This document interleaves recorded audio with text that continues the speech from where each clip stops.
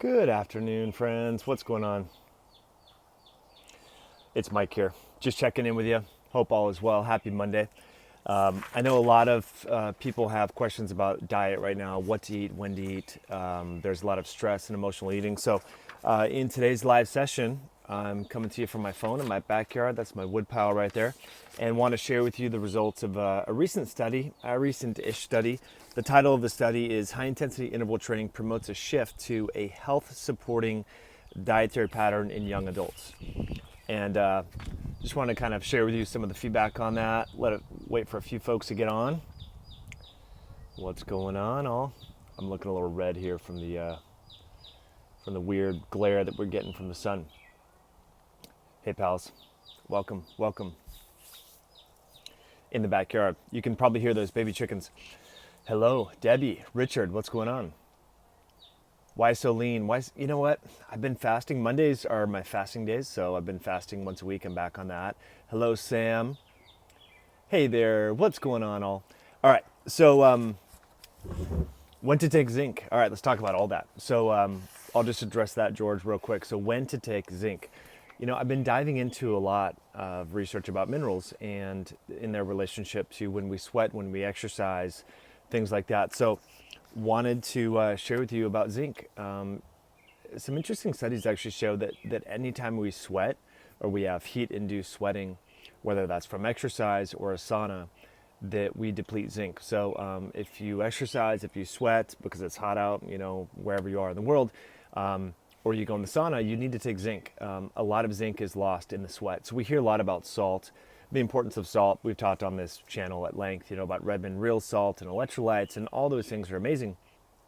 But zinc kind of gets lost in the conversation. So one of the things that we recently talked a lot about is magnesium with Dr. James DiNicolantonio. So if you tuned into that interview and sort of webinar type format, I'll go ahead and update this later after the fact, so that you can have links to that replay. But we talked a lot about magnesium, and magnesium is lost in the salt in the sweat as well, in addition to sodium and potassium. But zinc is lost. And we've shared with you, and I've shared with you guys, the zinc taste test with Biotics Research that we sell on our website, Myoscience. What's up, Benjamin? You just take the little zinc liquid, aqueous zinc, and if you sense a metallic taste in your mouth, and that's a good indicator that you probably have enough zinc on board. Now, of course, this empirical test is not randomized, placebo-controlled. But there are some evidence showing that the zinc taste test is effective. It's a decent proxy to look at someone's zinc status. So, we got more zinc. What's up, Benjamin? Okay, zinc citrate. So the form, now you all need to know I'm biased, but I sell zinc products. I sell supplements, right? The zinc form that I suggest is from Albion. It's a bulk raw material that we work with. Albion is a family-owned business in Salt Lake City, Utah. These are organic chelated minerals bound to amino acids. So I recommend the zinc bisglycinate chelate from Albion. Full disclosure, I do own the company Myoscience, and we procure that raw material, but we have great pricing on it. It's one of the, I think, and based upon the research that's out there, one of the most bioavailable forms of zinc. And we also sell their magnesium products as well, and are picking up their iron formulation. So there's a lot of zinc, there's a lot of minerals out there. I do like Albion because of the research that they do and the bioavailability. So keep that in mind. And friends, I know this video, I look a little overexposed because of the sun here. That's my wood pile. That's how I stay fit in the winter. But just wanted to hop on. If you're enjoying this content, hit that like button. Any questions that you do have, feel free to fire away. But what I was hoping to do on this chat is just have a little theme discussion about how exercise and nutrition are basically like peas and carrots.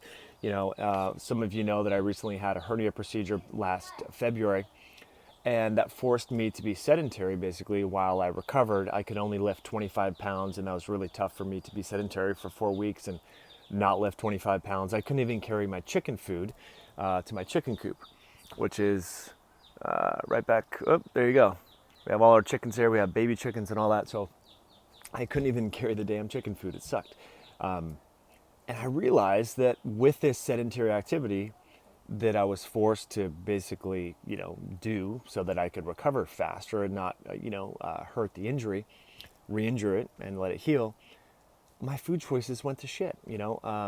I wasn't having McDonald's, but I would buy dried mangoes, which is normally like a once a week treat. I would buy more chocolate. I was craving more wine, more whiskey. And then once I started training again in early April, just doing the home gym stuff because we're doing quarantine just like you are probably, all of a sudden I'm like making way better food choices. I'm not craving wine. I'm not craving whiskey. I'm not craving any of that. So anyway, just wanted you to realize that there's actually research to support and validate this. And there was 25 healthy subjects. 32 non-obese individuals, mixed genders. They've tracked these individuals for, was it 9 weeks? About 9 weeks, and they noticed that there was a spontaneous, after these individuals were doing high intensity interval training, there was a spontaneous shift to making better food choices. So I thought that was kind of interesting. So if you're struggling, the point of sharing the study is if you're struggling with your nutrition right now, you're like, man, I find it so hard to fast. I find it hard to eat healthy food. What if maybe you crank up the exercise intensity? Maybe you be a little bit more consistent with your exercise training so that you have these spontaneous choices.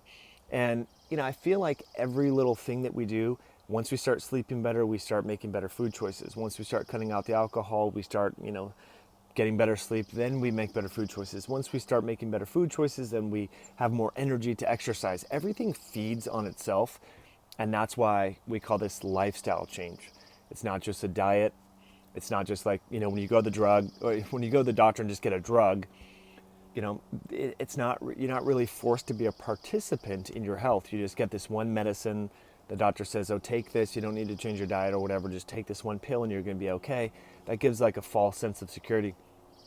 And people don't end up making the healthy lifestyle choices that they should be making to correct, what's going on. All right, we've got a question here from Aaron. Aaron says, I was keto 4 years ago and I've been doing cardio for the first time during quarantine. And the changes are mind-blowing.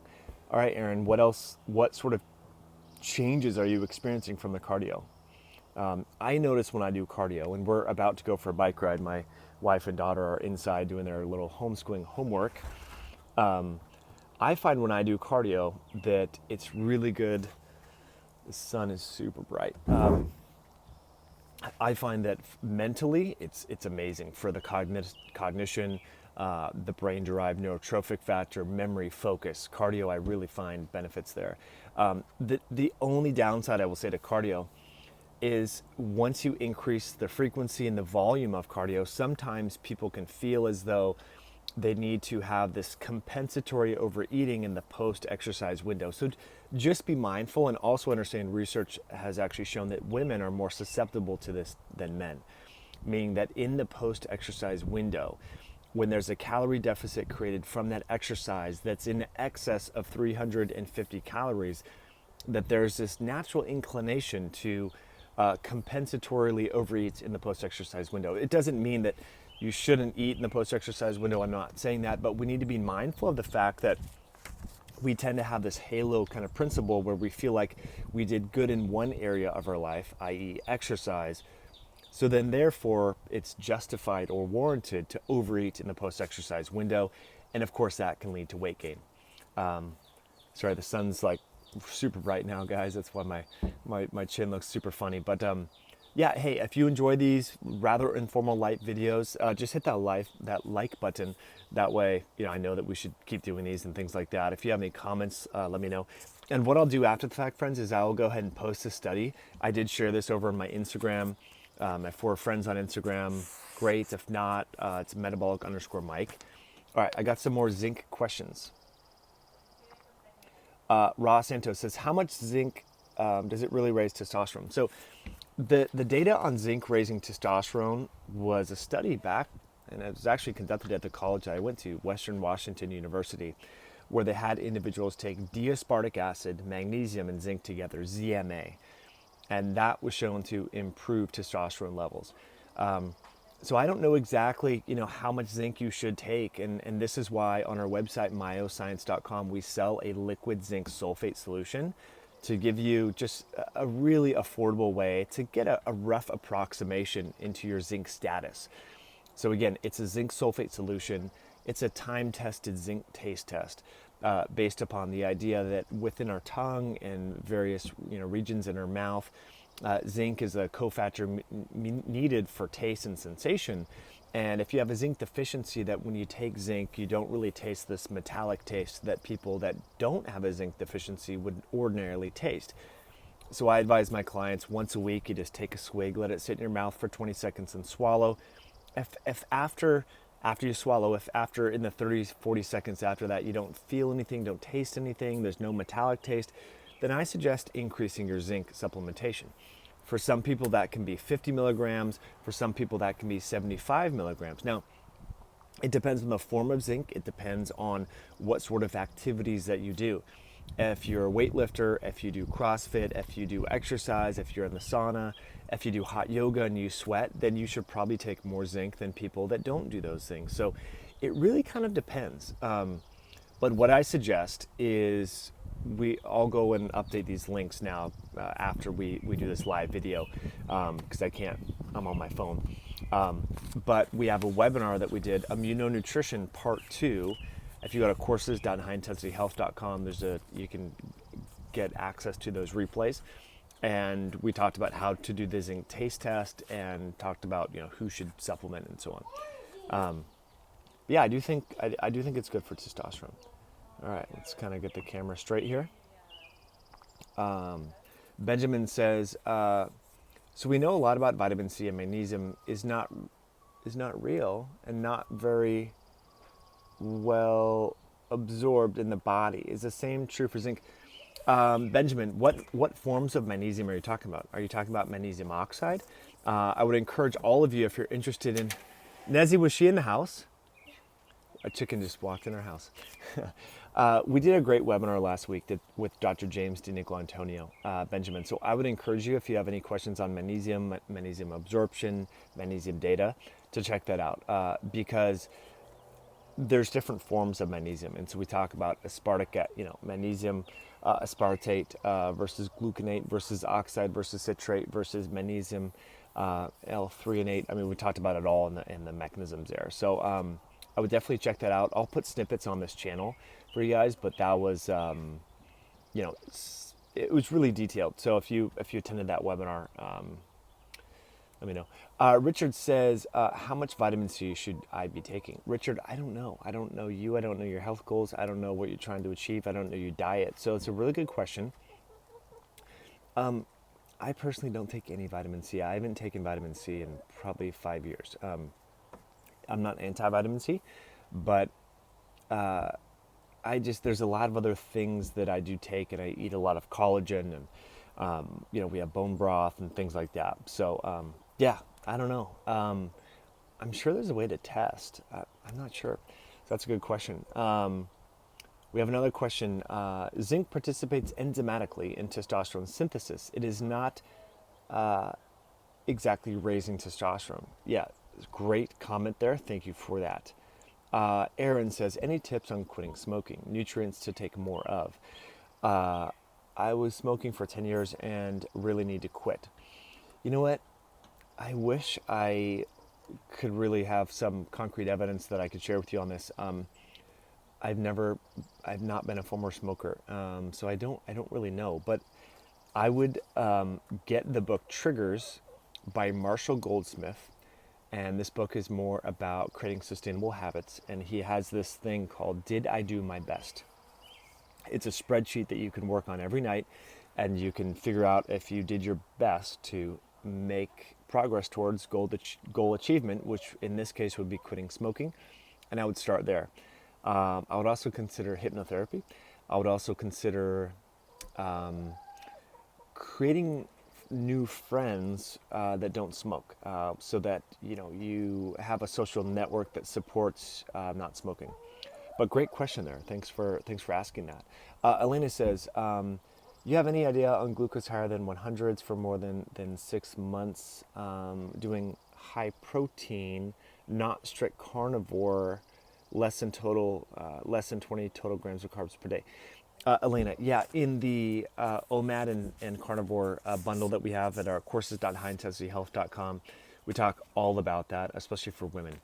So the thing that you need to understand here is when a lot of people are doing a high protein diet, if they're not doing enough fat, then you will get a compensatory rise in glucose created from gluconeogenesis from the amino acid precursors from the meat. So it's not that high protein diets are bad, but high protein diets and low fat diets can be problematic for people. And so you're going to see your glucose probably rise. So simple solution, eat fattier meat. If you have questions on that, meal prep, all that, definitely check out that course, courses.highintensityhealth.com. That's the OMAD course. We have a carnivore bundle with a bunch of cooking stuff in there. Question came in on psychedelics. Psychedelics have been shown to decrease addiction. Not sure if that was specific. Yeah, sure. I mean, if you can get access to psilocybin or LSD, great question. Elena, yeah, for sure. Check it out. Yeah, I think we have like 700 people in that great bundle on that too. Bree says, I'm doing a 40-hour fast 3 times a week. I just want to make sure I'm reading that right. Bree says, if I'm doing a 40-hour fast 3 times a week, do I need to increase my protein? Absolutely. Bree, I don't know what your medical stuff going on here is, but to be honest, that seems a little excessive to me. If you're morbidly obese, perhaps that would be warranted and sufficient, but that seems really like a lot. So yeah, I don't know what your situation is here, but on the refeed days, you're definitely going to have to increase your protein for sure. Awake says, I just wanted you to know, thank you for introducing me to mouth taping. It's made me feel amazing. I know mouth taping is such a game changer, for sure. Richard Jones says, is it possible to gain fat on an extremely low fat, high carb diet? I've heard that de novo lipogenesis isn't significant in humans. Richard, the only way to test this for you is to actually do it yourself. So go on an extremely low fat diet, high carbs, see what happens. I mean, if you look at people in Japan, if you look at people in maybe Italy, for example, perhaps that's what they do. The thing is, the idea to assume that we all react the same to a particular diet, I think doesn't make a whole lot of sense. Our epigenome, our genetics, our heritage, our microbiome, all these things are so individual and unique. Hello there, WMP. What's going on? So friends, do you enjoy these random lives? If you do, you can hit that like button. That just lets me know that we should do that. Killsmith says, what's your opinion on jumping rope? I think it's a great exercise. You do have to be careful about your Achilles. So if the men in your family have Achilles issues, jumping rope can be a problem, man. So I would just make sure that if you've been sedentary and then you just start jumping rope out of nowhere, you might be setting, and the sun's getting crazy, you might be setting yourself up for a bit of a challenge. So I would say start walking first, start, you know the idea, right? Crawl before you walk, before you run. So if you've been sitting on the couch during this quarantine thing and you're all of a sudden going to start jumping rope, I would say that you might set yourself up for an Achilles strain, but I know many people who have busted their Achilles jumping rope. So just be careful. Start slow. All right. Aaron says it was awesome. Continue to do more, even if it's only like 20 minutes. Cool. Yeah. I mean, it's super informal and last minute. No one even knew that I was doing these. Yeah, so this wood pile is how I stay fit in the winter. So chopping all these pieces of wood. We have a wood stove behind me. It's so much fun. Y'all should do it. Okay. Ra Santos says, I took DHEA but began getting acne and hair loss. Also tingling in my nipples. Wow. Sun's getting real crazy here. How much did you take, Ra Santos? I would be very curious to see how much you were taking. A lot of people take way too much DHEA. That's why we did 2 webinars all about DHEA. So if you're not on our email list, please get on that over at courses.highintensityhealth.com so that you don't, I had one female client, her practitioner had her on 60 milligrams of DHEA a day. She was like 27. So way too much. She experienced a ton of hair loss and all that. Okay, can we talk about trace minerals as a supplement, drops to regular water? Yeah, I think that's amazing.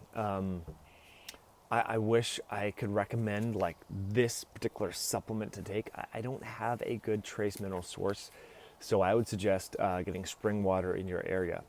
There are a few companies in Salt Lake City that sell trace minerals, so consider those. But yeah, I think that's super important, trace minerals. A lot of us are filtering our water, especially if you live in a major city. You know, water supplies can be not so good. So I think it's a good idea, but you're pulling out the minerals. Ross Santos says he was taking 50 milligrams of DHEA. So I don't know how old you are, bud, but that is a pretty aggressive dose if you're under, say, 40. So yeah, the fact that you had acne and hair loss is not surprising. All right. What else do we got? What else do we got? Oh, me says lots of wind noise. Yeah, you know what? I normally post a video on Sunday. I didn't post a video, so I felt bad that I hadn't checked in with you guys and said hello and shared some studies and stuff like that. So I wanted to hop on. So sorry for the wind noise. The sun's crazy. Yeah, just want to say hi. So I have some homework to do to get you some information that we spoke about. The DHEA webinar replay, the magnesium webinar replay, some more information about the zinc taste test. So if you're still here, if you want to check back into this description in about 20 minutes, I will update all those links. And we'll do more videos on zinc and magnesium and minerals and all that sort of good stuff. But the zinc taste test is a decent one to try. Okay, so Bree, remember, she was saying that she's doing 3 40-hour fasts per week. And she just commented back. And she is saying, I got this protocol from Dr. Jason Fung's book. Okay. Well, obviously, Dr. Fung and his crew have been doing fasting prescriptions for a lot of people for a very long time. So Bree said her body fat is 38%. So Bree, I would say give it a try. Of course, we all have our different biases. I like to emphasize exercise. I feel like exercise in conjunction with fasting accelerates things and makes it more sustainable. So if it were me, I would say try alternate day feeding and making sure you're doing 5 days a week of a combination of resistance training, full body weight, and full body in addition to a little bit of cardio. So if you're able to have enough energy to still exercise while it's doing a 3 40-hour fast per week, then hats off to you.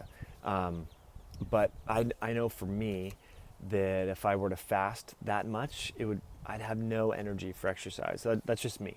That's just where I'm at. So friends, the sun's about to get really crazy on me. It's about to just hit me right in the face and I'm going to turn white, overexposed. But I really appreciate you tuning in. Thanks for subscribing to the channel. These lives, I know they're a little bit, different. And we'll catch you on a future video down the road. I got a really good, two great interviews coming to you this week. So yeah, have a good one. We'll talk to you all soon. Bye now.